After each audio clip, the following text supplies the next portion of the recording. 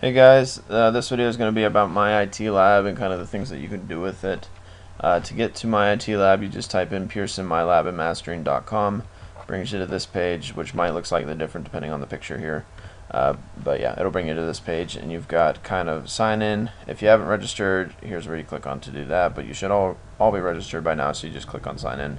But before we go into MyITLab, we're going to come down here to students and support. So if you're having issues with MyITLab, like things aren't opening or you keep getting errors, here's where you're going to want to go. So again, you go down to students here, click on support, scroll all the way down to the bottom, click on select your product, scroll down until you find MyITLab, and we're using the Office 2013 version, so you want to click on that and contact technical support. And here you've got an option to look at frequently asked questions. You can chat with them or email them. If you do have technical issues, refer to the syllabus, as you need to make sure you get your assignments done, and technical reasons are not a valid excuse for not having stuff turned in. Anyway, we'll go back to Pearson MyLab and Mastering. So again, you get to this site, you want to click on sign in. And what I did is, you can see I have the star here. I bookmarked this page so I can get to it easier, so I don't have to go to Pearson MyLab and Mastering and then click sign in every time. So for Chrome, you just click on this, and Internet Explorer and Firefox, and I'm sure Safari, they all have ways to bookmark certain pages. So just kind of look. You can Google search how to bookmark a page in whatever browser you're using. So use your username and password. And then you get to a page that kind of looks like this. Yours is going to look slightly different because I'm the instructor, so I get to see how many people are in each class. But we'll go into section 1 for your online section. It'll be the same stuff that I'm going to show them, so yeah, don't worry about that. Here is what your page looks like. First thing we want to do is we want to make sure that our browser is working properly, so you want to click on Course Home, Getting Started. Pulls up this page, so you want to click to Browser. Pop-up shows up. You want to have all 3 check marks checked in green.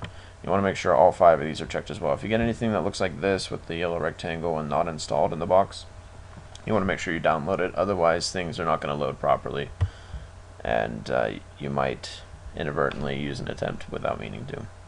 So yeah, make sure everything here is installed. If it's not, you can just click on this download button. It'll take you to the right site, and you just kind of follow the prompts there.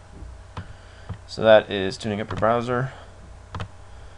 Next thing we want to look at is assignment calendar. So there's 2 things that you can do. You can either click on assignment calendar, which is what I just did here, and it brings up this calendar. Anytime there's a clock here, that's when assignments are due. And if you finish all the assignments, then you'll get a green check here next to it. As you can see, I didn't do everything because I'm just making sure that I do all the greater projects. That way I know how to answer any questions that you have. But anyway, just where the clocks are due, or where the clocks are showing up, that's when the assignments are due, and it'll show a list over here. So I can go to, say, alright, I guess next Wednesday's assignments, and this is everything you have to do for that. The other thing you can do is you can go into this to-do list, completed, and open up to-do. This is kind of one of the things that pops up, so you need to make sure you have pop-up blocker turned off for this site. And this shows you everything that you have coming up, or at least the next few days assignments coming up, and you can click on show more here. You can also look at your completed stuff here and see what you've done and also what you haven't done. Just a note, your videos will show up in here regardless of whether or not you've watched it. You'll know when you get points, though, if you have a green check mark here that says completed instead of this. So as long as you have the green check mark, you will get points for it. But other than that, so it should look like this. That's what it should look like for the videos for you to get points. So if it looks like that, even if it's in the past due, you'll still get points for it. What you can do is there's a button that says I'm done, so you can click on that and it'll take it out of past due. But again, as long as you have that green check mark, you'll be good. Alright, so we'll close that. Course materials, here's where you can find your book, your ebook if you have it. You just click on this e-text and kind of follow that. I guess we can do that real quick. Click on e-text. We'll do this one right here. You want to click here to access. And this new tab pops up.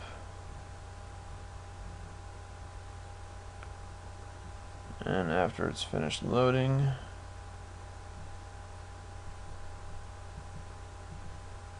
this might take a little time. Okay, you'll get to here, make sure that that's the book, and you just click down here to go to eText. And that'll load up.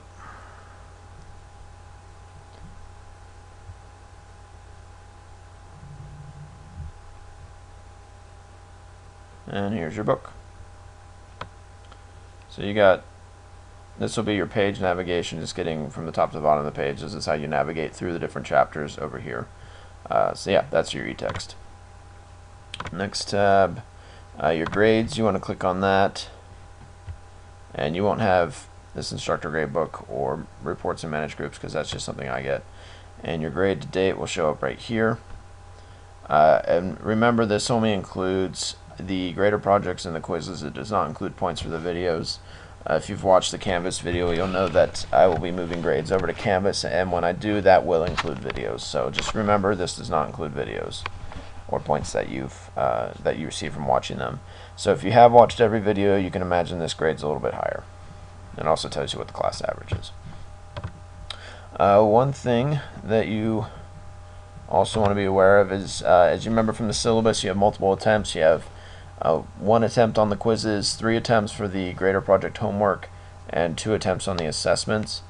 The way you can see what points you've got or what points you missed is either from the assignment calendar, to-do list, or from your grade book. It's all the same. You can just click on this little arrow right here, and you want to do view submissions. And over on this side, it'll tell you which submissions, or how many submissions you've had.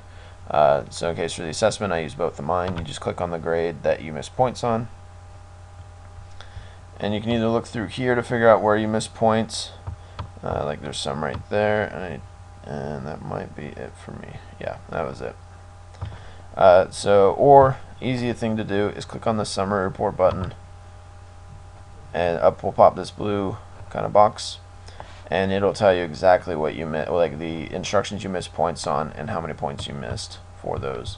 And you can click on this blue arrow here to expand it, and I didn't set it to that, I set it to something else, and so I got it wrong. So I just can go back to the assignment that I had already submitted, go back to the same file, change that really quick, save it, and then upload it again, and that's when I got the 100% on that assignment. So pretty quick. You can also look up your marked up report. This kind of goes through and tells you kind of where you missed stuff. This is where I missed mine. It tells you again like where you missed it.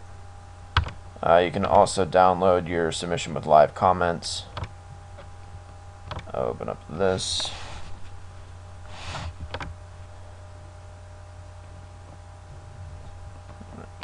Editing. You can kind of go through your thing here, and I've got a comment here, and that's where I missed the points. So because I had it all in capitalized instead of just capitalize each word. So this is kind of helpful as well. Kind of tells you where you missed points and stuff. Yeah, so that's pretty much everything in here. And again, you can do the same thing if you go into your completed list here. I can click on this, view submissions, and over here is the submissions that I've had and the grade that I got for it. And I guess I'll show you that in the grade book as well. It's all the same. So if I want to see how I did on my Word, let's look at chapter 3. Let's look at the assessment here. So again, you want to come here, click on this arrow, hit view submissions. Again, you can click on that to see where you missed points with the summary report and stuff. Yeah, I think that's about it for MyITLab. If you have any questions, feel free to email me. Again, it's b.mccall@utah.edu. You can find that in the course roster here. Scroll down. It's this one right here. So make sure you use that email and don't message me through Canvas if you have any questions. Yeah, that should be it for this video.